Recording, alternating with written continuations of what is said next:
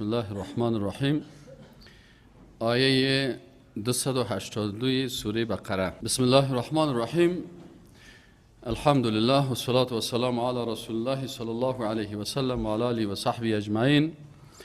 این آیت شریفی که ما و شما آیت 282 را میبینیم بزرگترین آیت در قرآن عظیم الشان است و بزرگترین آیت در قرآن عظیم الشان در موضوع اقتصاد است. یعنی یکی از آیاتی که بسیار آیت طویل است و احکام زیادی را شامل میشه، این آیت است که الله متعال این را بیان کرده و درباره اقتصاد اسلامی هست. شما بعضی اوقات شاید در بعضی از پوانتون‌ها، در بعضی از مکاتب یا در بعضی از مجالس و محافل و تلویزیون‌ها و رسانه‌ها بشنوین که اسلام با اقتصاد ارتباط نداره یا اسلام توجه به اقتصاد نداره.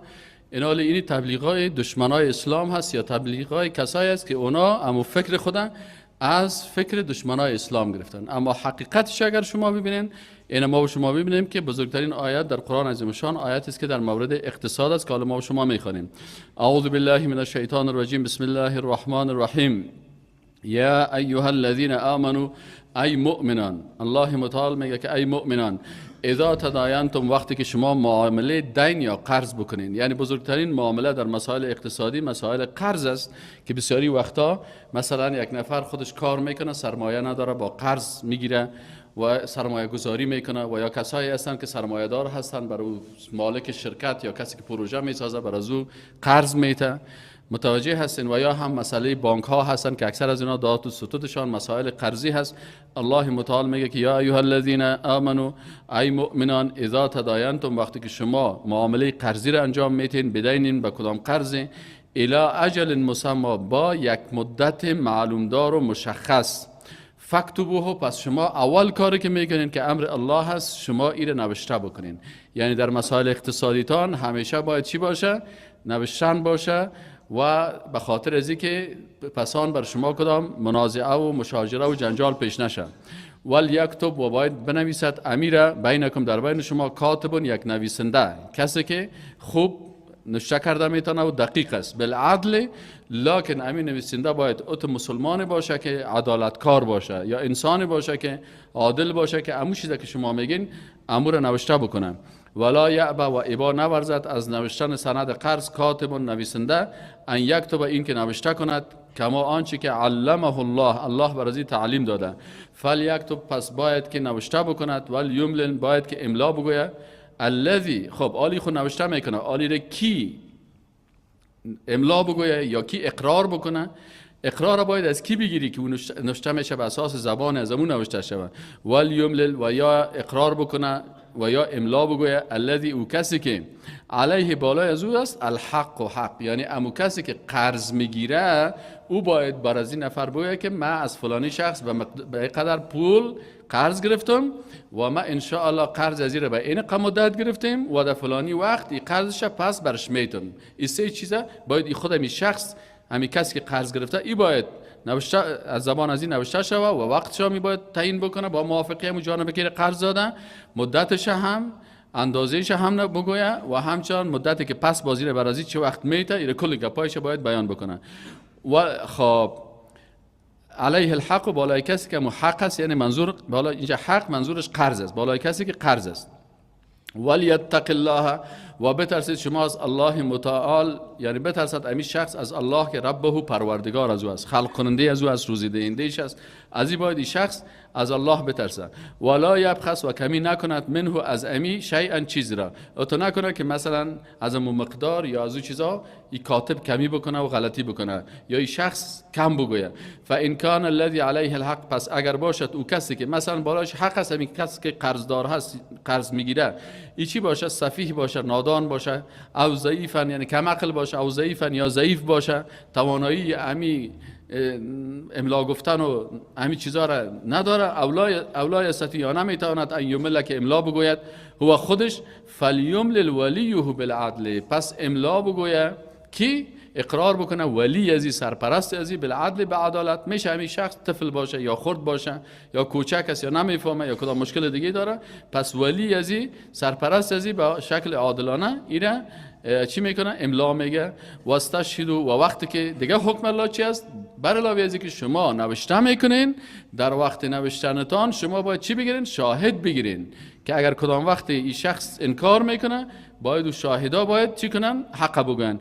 واستشهدوا و شاهد بگیرین، شهیدین دو شاهد من رجالکم از مردانتان، فان لم یکونا پس اگر نبودن رجلین دو مرد، اگر دو مرد نبودن چی کنین؟ فرجل پس شاهد بگیرید یک مرد و امرأتان و دو زن ممن از جمله کسانی که ترضون راضی باشید من الشهداء از شاهدان ان تضل ای که اگر فراموش کند احداهما یکی از یعنی اگر شما اگر فإن لم یکونا یعنی اگر نبودن یعنی شما دو شاهد مرد نیافتین، فإن لم یکونا پس اگر نبودن دو شاهد مرد نیافتین، چون در مسائل اقتصادی و در مسائل تجارتی و تراک زیادتر مردها سر و کار دارن، خانمها زیادتر در مسائل دیگه که مربوط به خانمها زیاد میشه در او زیاد سر و کار دارن. خب اگر در این مسئله دو مرد نیافتین فرجلون پس یک مرد شاهد شوه و دو خانمان بگیرین، یا هم درست است. چرا خانم ها مثلا دو تا بگیرین؟ ممن ترضون از کسانی که شما راضی میشین از شاهدا ان تضل اگر فراموش کند احداهما یکی از این دو زنها فتذکر پس به یادش میته کی احداهما یکی از ایشان الاخرى دیگرش را. این در صورتی که اگر باز یکی از خانم‌ها فراموش کردن، چون در مسائل اقتصادی و مسائل که است اگر اینا فراموشی داشتن یا نمیتونست چی شود، باز میشه او خانم دیگه برازی چی کنه؟ به یادش بیاره که خواهر وقتی که ما شما شهادت دادیم این قد 200 کانتینر بود، اینقدر 2000 پای ماشین بود، این 3000 قطعه وسایل بود، این برش یادآوری میکنم. از این خاطر در مسائل محکمه و ترا باز این تنها نمیمانه. یعنی این در حقیقت مثل که این زن دیگه به همراه از مثل که کسی بادیگارد میگیره، این تقویت میکنه، قوی میسازیشه. ولا یأبى الشهداء و با نورزند شاهدا اذا ما دو وقتی که اینا دعوت میشن. مسئله شهادت که است در بعضی مسائل است که اونجا زنها مثل مسائل تجارتی که سختی هست، باز اگر اینجا انکار میشه و بالاخره باز کانتینرها باز میشه و جنجال میشه و شاهدا برده میشن و مثلا پیش قاضی میره و پیش سارنوال میره، پیش چیزا میره. از این خاطر زنها نه به خاطر از اینکه زنها را مثلا حقوقشان تلف شود، شهادت حق نیست. شهادت یک تکلیف است، یک مکلفیت است. بعضی اوقات بحث میشه بحث حقوق زن. ما و شما باید بفهمیم فرق از بین حق و بین تکلیف. حق چی هست؟ حق ما و شما حقوق هم میفهمیم که هر کس حق خود داره، حق زندگی، حق رعایت، حق مال، حقی. این خود زن و مرد هر کس حقش معلوم است. مثلا اگر یک لک مرد سرمایه داشته باشه حق خود داره، اگر زن هم یک لک داشته باشه اینجا حق عام است، مساوی هستند. یا حق زندگی هست، زن هم حق زندگی داره، مرد هم حق زندگی داره، مساویانه. تو نیست که بگیم زن کم حق زندگی داره، مرد زیاد حق زندگی داره. حق مالکیت مساوی است، حق زندگی مساوی است، حق دینداری مساوی هست، حق صحت مساوی هست. متوجه هستین؟ اما در مسائلی که اینجا این حق نیست، این چی است؟ این تکلیف است. الله متعال بعضی کسا را از بعضی تکالیف عفو میکنه.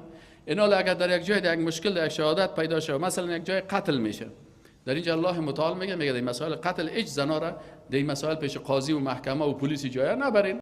چرا؟ به خاطر از اینکه او حداقل توانایی دیدن از رو نداره. این قاتل وقتی که قتل میکنه او قاتل بعضی اوقات اخطار میته، پس این شهادت که است این حق نیست، یک تکلیف است. از این خاطر تکلیف مردها بیشتر است نسبت به تکلیف خانمها. چرا؟ به خاطر که توانایی مردها بیشتر است در این مسائل، در کل چیز نه، در این مسائل که مربوط به مسائل تجارتی و باز کردن 100 کانتینر است، میری هر کانتینر که باز میکنید دستای مثلا بعضی اوقات شما سعی کنین که این کسایی که در راستا کار میکنن دستایشون چطور شخم میشه و قوی میشه و زامت میبینن و برف است و باران است و بعضی اوقات کانتینر از این طرف میایه و از این طرف مثلا یخ است و خنک است و چطور است. پس وقتی که این مسائل شهادت داده میشه بسیار سرگردانی و جنجال است، خصوصا دعوا و گپا که شود. از این خاطر الله متعال این قسم یک حکم بیان کردم. خب و در صورتی که باز ولا یأبى الشهداء اذا ما دعوا، از این خاطر الله متعال میگه که اگر باز شاهدا لا یأبى ابا نورزند شاهدا اذا وقتی که دعوت شوند یا خواسته شوند به شهادت. بعضی اوقات مثلا اما جانب مقابل انکار میکنه، میگه هیچ بر من مال ناورده، یا این مالا رو بر من نداده، یا در فلانی جای بر من این کار نکرده بود، یا این سندش غلط است یا چطور است. پس اینجا می کسایی که شهادت دادن باز اینا از شهادت خود ابا نورزن که ما وقت ندارم، بیکار نیستم. اذا ما وقتی که اینا دعوت کرده میشد ولا تسأموا، و شما خسته نشین ان تکتبوه، این که نوشته کنین ایره صغیرا او کبیرا، خواه این قرض کوچک باشه یا بزرگ باشه. اما ما و شما بسیاری وقتا که در مصیبت ها مفتیم، به خاطری نمیده مصیبت ها مفتیم که قرض میتیم، از نوشته کردن حکم الله میشرمیم، از گرفتن شاهد میشرمیم. وقتی که احساس خستگی میکنیم، برو حالی کی نوشته میکنه و حالی چطور میکنه، برو من سر تو اعتبار دارم، همون نفر که سرش اعتبار میکنی دیگر روز همون انکار میکنه، باز که از همون در کلان جنجال مفتی. اگر امر الله را از اول مراعات بکنی، برش بگی خب برادر قرض میگیری، چند روپیه کار داری، این قدر، چه وقت باز برام میتی، اینی وقت برات میتم، کی شاهد باشه، اینی نفر. اینا وقتی که باشه باز دیگر از قرض تا مطالبه میکنی، اما دو نفر شاهد یا کسایی که هستن اینا چی میکنن؟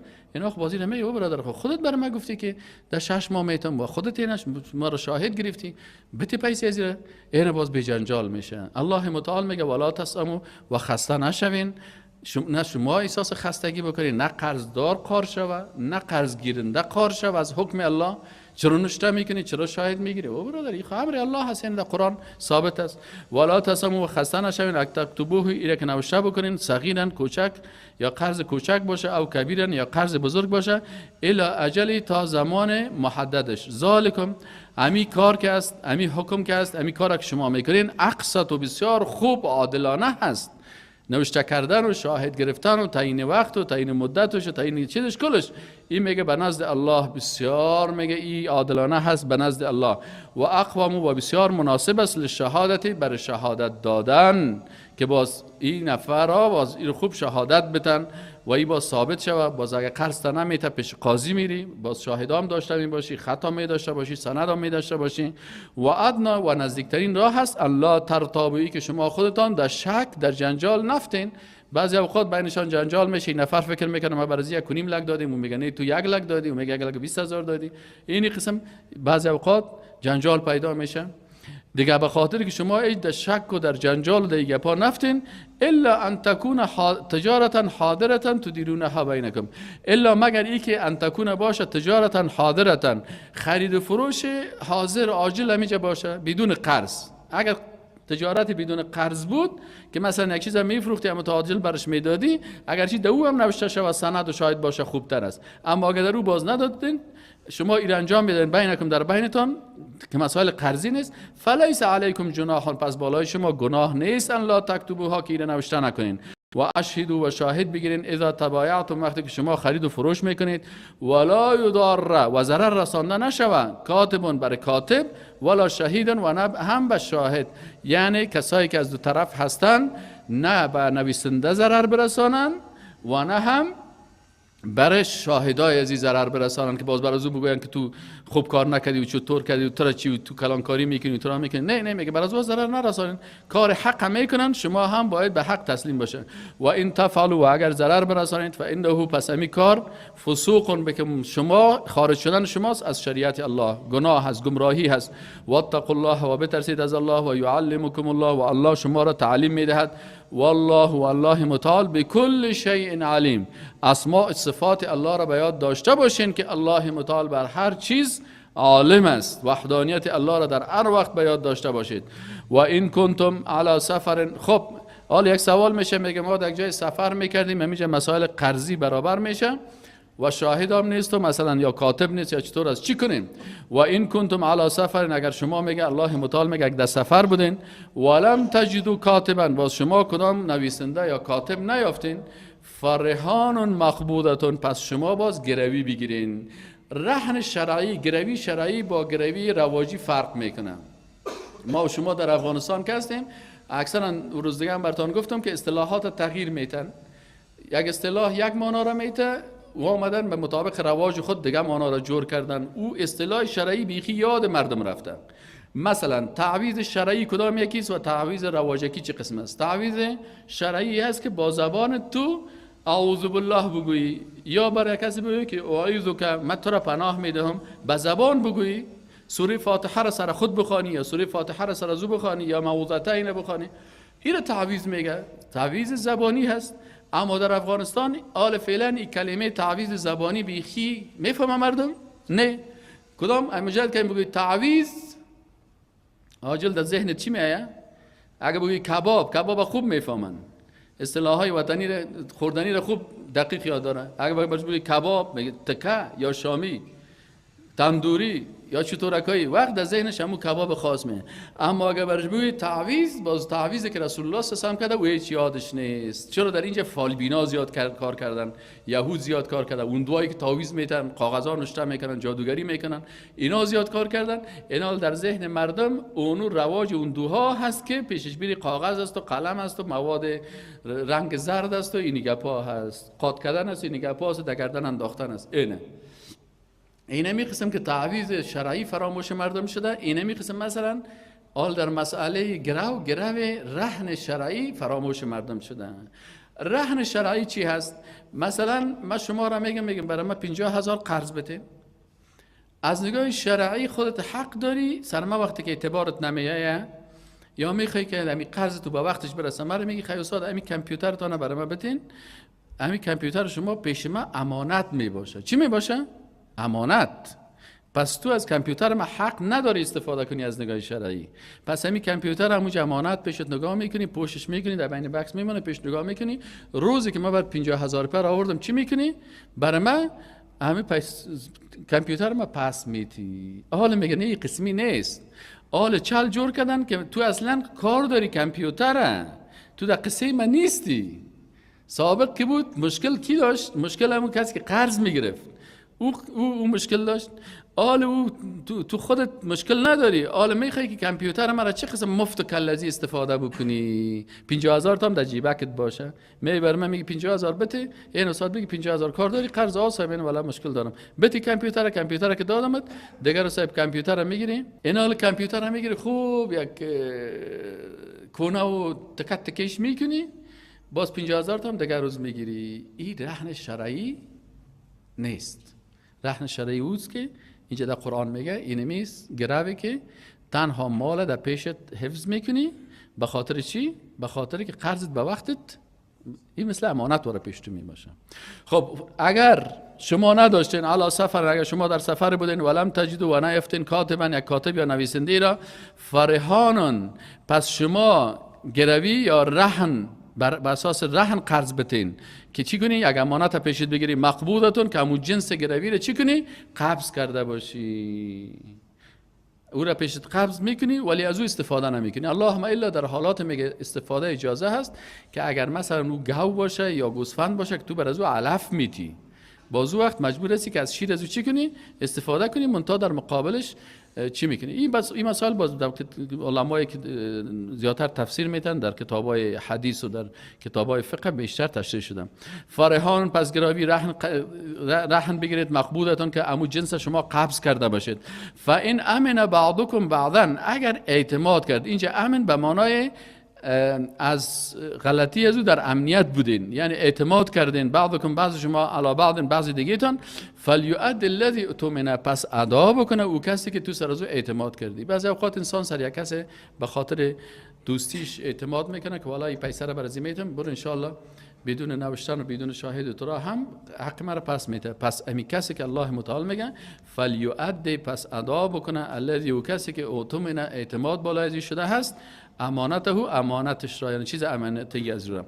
ولیتق الله، و بترسد از الله، ربه که رب عزیز، ولا تکتموا، و پوت پنهان نکنید، از شهادت، شهادت را، و من یکتمها، و هر کسی که می پوشاند امی شهادت را، فانه، پس یقینا که امی شخص آثم، گناهگار است، قلبه قلبا، یعنی قلبا ای گناهگار است. والله، الله متعال بما تعملون، به آنچه که عمل میکنین، علیم، بسیار عالم است. الله متعال موضوع دیگر را بیان میکنه که بیان توحید تصرف است. بعضی کس ها شرک در تصرف دارن. شرک در تصرف چی است؟ یک کسی میگه که این آسمان فلانی کس نگاه میکنه، این زمین فلانی کس نگاه میکنه، این کور فلانی کس نگاه میکنه، شهر کابل فلانی شخص نگاه میکنه، مثلا مزار فلانی شخص نگاه میکنه، غزنی فلانی شخص نگاه میکنه. الله متعال میگه این شرک است در مالک متصرف الله هست. شرک در تصرف است که شما این گپا رو میزنین. لله برای الله هست، تخصیص است، خاص است. وقتی که لام جمع علما میگن که علما میگن لام برای تخصیص است، یعنی خاص است حاکمیت، خاص است نگه داشتن، خاص است تصرف. برای کی؟ برای الله هست، یعنی مالک متصرف خاص الله هست که او الله چی میکنه؟ ما فی السماوات، آنچه که در آسمان ها هست و ما فی الارض در زمین است، کل زیر الله حفظ میکنه. هم مالکش الله هست، هم محافظ از کی است؟ الله هست. پس شما شرک در تصرف نکنین. و این تبدو، و اگر آشکار کنید، ما آنچه که فی انفسکم در نفسهای شماست، او تخفوه، یا پنهان یا پوشیده نگه دارید آن را، یحاسبکم محاسبه میکند شما را به آن الله متعال شما را محاسبه میکنه. فیغفر، پس میبخشد، لمن یشاء، برای هر کسی که خواسته باشد، و یعذب، و عذاب میکند، من یشاء، هر کسی را که خواسته باشد. والله، و الله متعال، علی کل شیء، بر هر چیز قدیر، قدرتمند است. اینال الله متعال شما را چی میکنه؟ آن چیزی که در نفسهای شما میگرده. خب آل اینجا یک سوال پیدا میشه که وقتی که الله قدرتمند است در نفسهای ما بعضی از گپ‌ها میگرده، آیا الله ما را محاسبه میکنه؟ اینجا علما میگن چند سخنا هست. اولی است که مثلا در دل شما یک وسوسه گشت، لکن این وسوسه شیطانی هست، سر از هیچ حساب نکنین. شیطان بعضی اوقات وسوسه ها را میپرته، این وسوسه های شیطانی را حساب نکنین.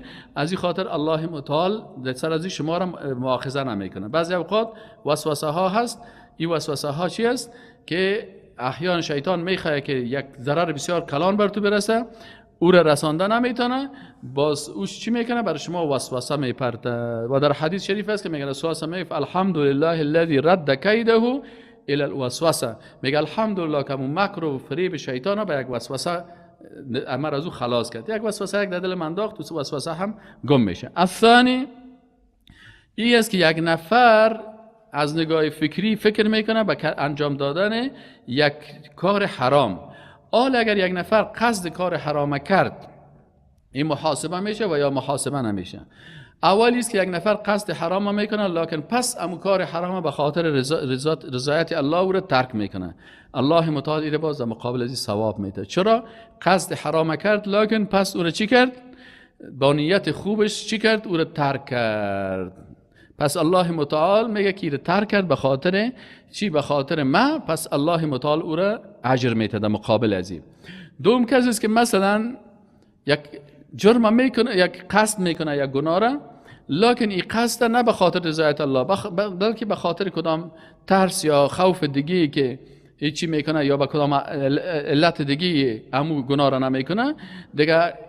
این چی هست؟ اینجا میگه برای نه ثواب نوشته میشه نه اجر نوشته میشه. چرا که این معصیت، ترک معصیت اگر به خاطر الله باشه اجر داره، اما اگر به خاطر کدام مقصد دیگه باشه باز در مقابل ازی ولو که گناه نیست اجر هم نیست. قسم سومی است که یک نفر این تمنا میکنه و حریص میباشه، لکن زورش نمیرسه که امو گناه را انجام بده. باز این نفر به خاطر اینمی نیت جدی که داره بر ازی جزا داده می شود. از این خاطر در حدیث شریف میگه که اذا التقى المسلمان بسیفیهما فالقاتل والمقتول کلاهما فی النار. دو نفر برادر مسلمان هستن، یا هم چاقو را کشید یا هم چاقو را کشید، دو تا مسلمان ها چنگاو شدن، سر برف بام جنگ کردن یا سر یک مسئله عادی جنگ کردن، اردوشان کار چاقو را کشیدن، یکی دیگه خدا. رسول الله میگه اردوشان در دوزخ است. میگه قاتل خدا دوزخ است، مقتول چطور؟ میگه به خاطر که مقتول هم قصد داشت که بکشه، لکن زورش نرسید بکشه. اگر زورش میرسید چی میکرد؟ میکشت. پس بر ازی در مقابل ازی جزا داده میشود. خب حال موضوع دیگه اعتقادی را میاره که وقتی که بعضی احکام نازل میشد، اینال فرق بین یهودیا و بنی اسرائیل و مسلمان ها چی است؟ که یهودیا میگفتن سمعنا و عصینا، ما شنیدیم و فرمانی کردیم. اما مسلمان ها چی است؟ میگه مسلمان ها کس عادتشان است که آمن الرسول، و ایمان آورده هست رسول الله صلی الله علیه و سلم، به ما انزل الیه، به آنچه که نازل شده به سوی و من ربی از جانب ربش، والمؤمنون، و تمام مؤمنان، کلن همگی همگی از این مسلمانان آمنه ایمان دارن، مسلمان های واقعی را بیان میکنن که صفات مسلمان های حقیقی که الله اونها را در جنت میبره و ایمان از اونها را قبول میکنه چی صفت دارن؟ کل تمامی از اینا آمنه ایمان می داشته باشن بالله اول، به وحدانیت الله ایمان می داشته باشن، الله را در ذاتش، صفاتش، افعالش، عبادتش، اطاعتش، در کل ازی ایمان می داشته باشه، به وحدانیتش و مطابق از عمل میکنن. و ملائکتی و به تمام ملائکه ایمان می داشته باشه، و کتبه و به تمام کتابهای الله ایمان می داشته باشه، و رسوله و به تمام پیغمبرهای الله ایمان می داشته باشه. لا نفرق، و بازی مردم ها چی میگن؟ میگه لا نفرق، ما فرق نمی کنیم بین احد من رسول، در بین یکی از پیغمبرایش. و قال، و میگن سمعنا، ما شنیدیم، و اطعنا و اطاعت کردیم، غفرانک، مغفرت تو را میخواهیم یا الله، ربنا ای پروردگار ما، و الیک المصیر، و به سوی تو بازگشت است. یعنی ما در بین پیغمبرها در ایمان آوردن و پیغمبرها فرق نمی کنیم که یک پیغمبر بهش ایمان داشته باشیم و دیگه پیغمبر ایمان نداشته باشیم، یا یک پیغمبر معصوم بگوییم و پیغمبر دیگر بگوییم غیر معصوم است، یا یک پیغمبر بسیار احتیاط بکنیم در قسمت پیغمبر دیگه باز بخیزیم فیلمایش جور بکنیم و از عکس از سرخی و سفیده و گپا رو جور بکنیم باز بگیم که این صاحبی پیغمبر است. اینی بیادبی ها را ما نمیکنیم. همین قسم که پیغمبر خود بیادبی نمیکنیم، در مقابل دیگه پیغمبرها هم بیادبی نمیکنیم. لا نفرق بین احد من رسوله، از پیغمبران الله. و قال، و میگن سمعنا، انسان های مسلمان وقتی که برشان آیات قرآن و احادیث رسول الله صلی الله علیه و خوانده شد چون ایمان دارن به قرآن و سنت، چی میگن؟ سمعنا، شنیدیم، و اطعنا و اطاعت کردیم، غفرانک، آل که شنیدی و اطاعت کردی، آل با وجود از که تو حق شنیدی و اطاعت کردی از الله مغفرت میخوای، میگی غفرانک، مغفرت تو را میخوایم، ربنا ای پروردگار ما، و الیک المصیر، یعنی انسان نیازمند مغفرت الله هست، پس ربنا ای پروردگار ما از تو مغفرت میخوایم، و الیک المصیر، و به سوی تو بازگشت ما هست یا الله. با وجود از اینکه میشنویم و اطاعت میکنیم مغفرت تو را هم میخوایم و عقیده داریم که بازگشت به طرف تو هست، پس به این خاطر ما اطاعت الله را در هر حالت میکنیم. الله متعال باز چی میگه؟ الله متعال لا یکلف الله، مکلف نمیسازه الله متعال، عدالت الهی است که مکلف نمیکند نفسا هیچ نفسی را الا وسعها، مگر به چیزی که انسان توانایی داشته باشه. الله متعال مکلفیت انسانها را به اساس چی ساخته؟ به اساس تواناییش. از این خاطر بعضی کسایی که در تکالیف توانایی نداره با سر از اونها فشار زیاد نیست. مثلا اگر یک مرد مسلمان تارک جماعت باشه در جمله منافقا نوشته میشه، کسی که جماعت ترک میکنه به جماعت نمیره. اما اگر یک زن مسلمان به جماعت نره این منافق نوشته نمیشه. چرا؟ به خاطر که زن مسلمان که است شب مثلا از خطر میترسه، یا مثلا طفل داره، یا مثلا دیگش میسوزه. پس الله متعال مکلفیت زن کم ساخته، مکلفیت مرد چی ساخت؟ زیاد ساخته. از این خاطر الله متعال اینه، چرا؟ به خاطر عدالت الهی است. لا یکلف الله، مکلف نمیسازه الله متعال نفسا هیچ شخصی را الا مگر وسعها، به اندازه تواناییش، لها برای اوست ما کسبت، اینال اگر انسان یک عمل خوب میکنه الله برش اجر میده، و علیها، و بالای او نوشته میشه ما آنچه که اکتسبت، او اعمال بد میکنه. کسبت و اکتسبت چی فرق داره؟ که اعمال نیک آسان است، مسجد حلال چی است؟ مسجد مثلا یه درس میخوانی مفت است، وضو میخونی وضو خانه مفت است، مثلا روزه میگیری مفت است، تقوا میکنی مفت است، عبادت میکنی مفت است. اینا کل آسان است، تو با آسانی میتونی که چی کنی. اما گناه ها که است بازی مکتسبت، او باز انسان زحمت زیاد میکشه.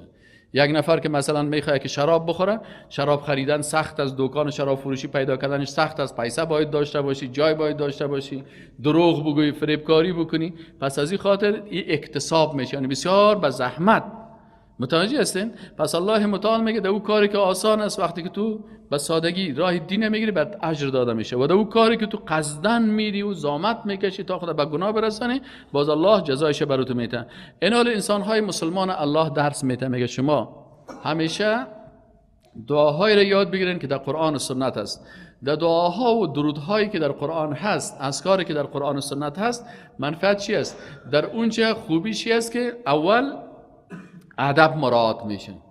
یعنی دعاهایی است دو الفاظ شرکی نیست، حتی در درودهایش الفاظ بسیار خوب است. اما کسی که باز از دل خود جور میکنه، حتی در دعاهایش ببینی، در اذکارش ببینی، در درودهایی که جور کردن، در مهم که سعی کنی بعضی الفاظ یا افراد شده یا تفرید شده یا حتی شرکیات داخل کردن. پس الله متعال بر ما اذکار هم یاد داده توسط قرآن و سنت، دیگه دعاها را بر ما یاد داده، کل طریقاش یاد دادن. از این خاطر اینجا هم یکی از امی درس‌ها هست، میگه ربنا ای پروردگار ما لا تؤاخذنا، ما را مؤاخذه نکو، این نسینا، اگر ما فراموش کردیم، او اخطأنا، یا خطا کردیم و اشتباه کردیم.